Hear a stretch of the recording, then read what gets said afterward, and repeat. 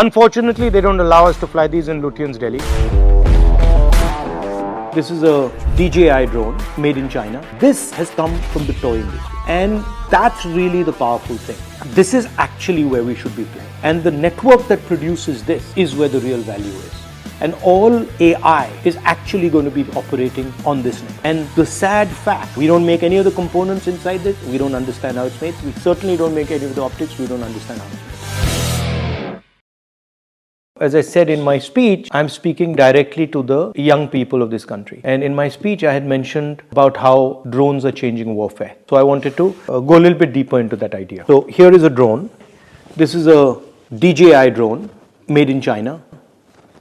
And that's a battery, lithium polymer battery. These are 4 brushless DC motors, and that's the camera. So what I was saying was that when you connect these brushless motors to this battery, give it a camera, and allow people to communicate directly with this through FPV unit, you change warfare.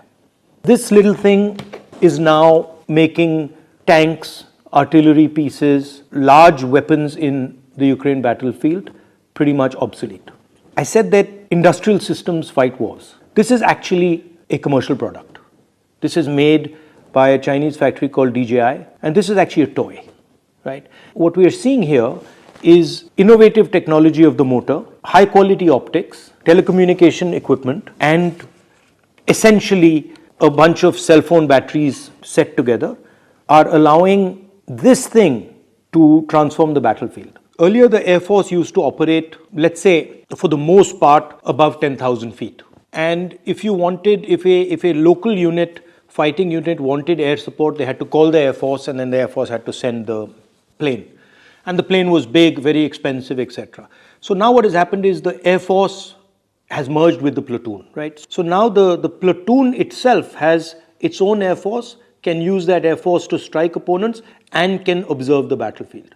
So what has happened is the Air Force has suddenly come all the way to the ground level, and it's built a completely different reconnaissance concept at a much lower level, which means that the battlefield has become much more transparent. You just put a drone up there and then you can see everything that's going on, and then individual units can send their drones to attack. So it's almost illuminated the battlefield in a way that has never been done before. And it's also allowed kinetic energy to be moved around very effectively and targeted very accurately. And the reason it's happened is because of the electric motor and the battery and optics combination. Underwater warfare has also been changed by this thing, because this thing now you can put it into a little ship or into a little submarine and you can sink huge destroyers, things like, I mean, for example, an aircraft carrier, they're going to be sitting ducks. And yes, American carrier groups would probably be able to defend themselves, but your regular aircraft carrier will simply not be able to survive an environment where these drones are roaming around undersea. So it is, the optics and communication system are allowing you to see the battlefield, see the sea in a completely different way. And then the electric motor is allowing you to target very, very accurately, put explosive power very accurately where you want. And this has revolutionized how accurately you can target kinetic energy. We have to build such a system. And we have to have competence in electric motors. We have to develop competence in optics. We have to develop competence in batteries. This is what is going to be at the heart of the electric vehicle. This is what's going to be at the heart of all robotics. This is what's going to be at the heart of drones. This is what's going to be at the heart of submarines. This is going to be at the heart of toys, warfare, everything. And the sad fact is that we're nowhere here. We don't make any of the components inside this. We don't understand how it's made. We certainly don't make any of the optics. We don't understand how it's made. And that's what my speech was getting at, that this is actually where we should be playing. And the network that produces this is where the real value is. And all AI is actually going to be operating on this network. So for example, when this thing is built, AI is going to be used to order how it's built. When this thing is used, AI will determine how it's used. So when I hear talks about, I heard the Prime Minister say we are going to be number one in AI. I mean, it's complete junk, because you cannot be number one in AI unless you have a production network, or not so effective, but at least you have consumption data.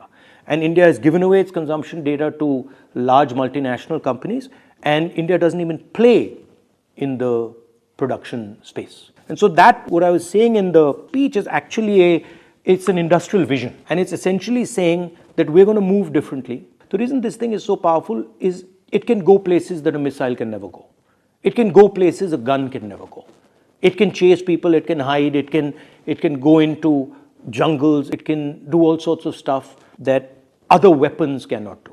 Right? So that's what we have to understand, that there's a new industrial revolution taking place, a new way of moving taking place. And it's going to be based on this circular motion. Essentially, it's going to transform everything. And what I want, or what I'd like, is that we have thousands and thousands of young Indian people who deeply understand this. And we have another thousands and thousands who deeply understand this. And then thousands and thousands who deeply understand this. And then we've got the core of an industrial system. The last generation industrial system was about mastering the internal combustion engine. And the tragedy right now is that we're talking about all sorts of stuff, but we're not talking about this. And this is, I want Indian imagination to fly like this thing does. War is always about distribution of kinetic force. Kinetic force kills people. How you get kinetic force to kill people is really what war is. This thing completely revolutionizes how kinetic energy moves on the battlefield. So for example, if you compare this to a bullet can only move in a straight line, right? This can move up, down, left, right, backwards, it can stop in space. If you're comparing this to a tank shell can only move in a straight line.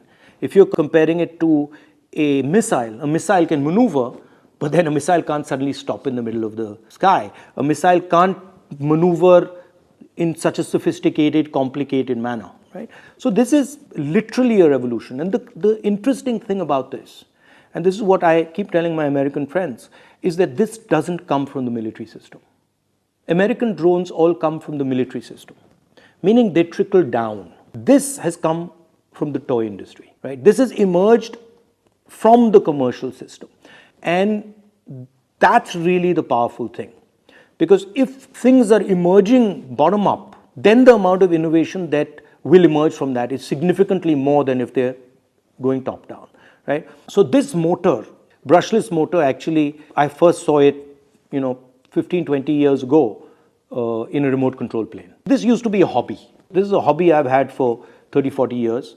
And earlier there used to be small engines, very complicated to build, very complicated to fly. And the real innovation was the brushless motor. And then the batteries. Because earlier the batteries were just way too big and the brushless motors were inefficient. The motors were inefficient, and now they're very powerful. They all coordinate. So this is actually a revolution. This is where the technological wave is. Now people think that you can make in India. You can have an Adani Defense or somebody else make in India and you'll get this. You won't. All Adani Defense does, or all our defense guys do, is actually assemble. This emerges from a production network. This is the result of a production network. And that's what I'm talking about. I'm not talking about that we now sit and we get a company that makes something that looks like this. That's not really interesting, because this will be obsolete anyway. But if we have the network from which this emerges, then we will never be obsolete. We'll just be at the edge of the technology curve, right? Understands, for example, the importance of what these cameras do. This thing without this camera, ineffective as a weapon of war. So the camera has to come together with the motor, has to come together with the battery, has to come together with all the components. And now what's very interesting is the Americans and the Europeans have understood this. They've understood that actually they don't have the production system that can create this, and they can never have it. Because they're at a stage in their development where for them building this is almost impossible. But we can do it. Right? We have the engineering know-how. We have the scale. We can potentially develop a strategy where we become, if not masters, at least very competitive in this area. So that's the type of thing that my speech was trying to do.